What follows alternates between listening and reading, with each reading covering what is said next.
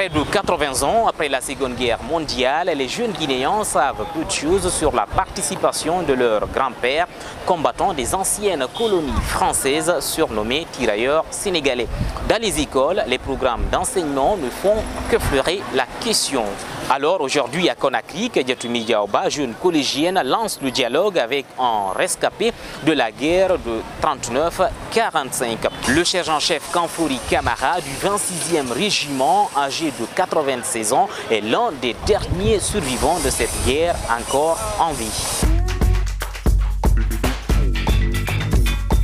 Vous faites partie des tirailleurs sénégalais? Oui. Vous avez donc participé à laquelle de guerre? À la première ou à la deuxième? Oui, deuxième guerre mondiale, c'est fait en pagaille. Qu'est-ce qu'ils ont parlé à cause de nous, à l'école? Bon, nous à l'école, on nous a parlé de la première guerre mondiale, de la deuxième. On nous a dit que la guerre a commencé entre les Européens et qu'ils sont venus chercher des esclaves en Afrique, des soldats, pour les amener là-bas et puis pour que les soldats africains puissent les défendre. Et c'est comme ça que la guerre a affecté l'Afrique. Quel était votre rôle? J'étais grenadier voltigeur. Les grenadiers voltigeurs là, il y a un homme ici, un homme ici. Moi, c'est moi qui au milieu, c'est moi qui commande. S'il y avait les troupes, ils sont derrière. S'il y a quelque chose, ceux qui sont devant là, c'est eux qui me signalent. On dit, caporal, attention, il y a quelque chose devant. C'est moi qui signale maintenant les groupes qui sont derrière. J'ai dit, il faut coucher. On m'a dit qu'on vous a entraîné au Sénégal. Comment ça s'est passé?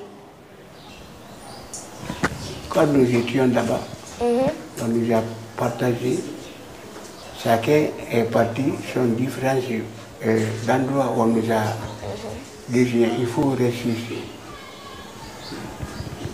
Alors pendant la guerre, comment est-ce que vous vous êtes défendu? Là-bas, des fois, on creuse les trous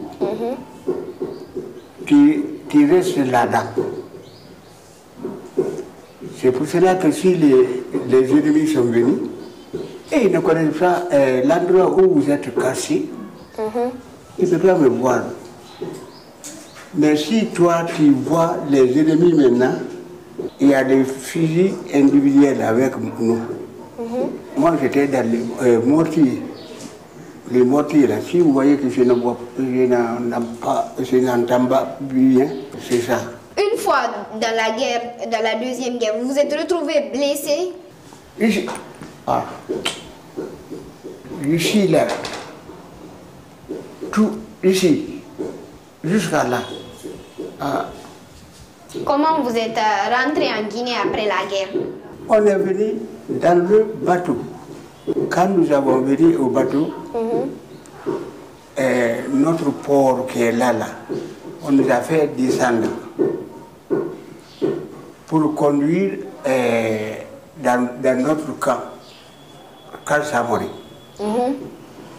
On est allé là-bas, il y a la garde républicaine, la douane, la gendarmerie.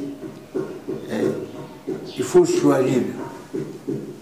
Moi j'ai dit, je vais à la douane.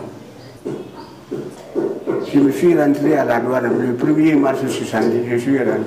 Vos amis, ceux avec lesquels vous êtes venus en Guinée, ils sont combien si vous vous en souvenez? Il y a beaucoup qui est décédé. Mais nous qui sommes venus, on est au nombre de 100. On m'a dit qu'en tant que tirailleur sénégalais, quand vous êtes à la retraite, on vous donne une pension pour subvenir à vos besoins. Comment vous la trouvez?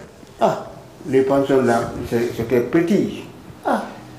7 millions. On a enlevé ça, on a retiré ça encore. Ce que je prends maintenant, c'est petit. C'est la souffrance J'ai trop d'enfants.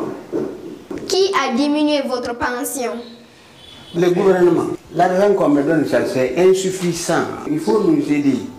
Bon, moi aujourd'hui, grâce à vous, je connais enfin l'histoire des tirailleurs sénégalais. Je l'ai compris. Donc je vous remercie et j'espère que ça ira mieux pour vous. Et je vous souhaite longue vie. Merci pour vos explications. Mademoiselle, je vous remercie beaucoup. On le sait, le sergent-chef Kanfouri Kamara est l'un des rares tirailleurs sénégalais de Guinée encore en vie. Beaucoup de ses camarades d'époque sont morts sans jamais témoigner comme il l'a fait aujourd'hui. Merci à lui et à Kadiatoumi Diaoba pour cet entretien.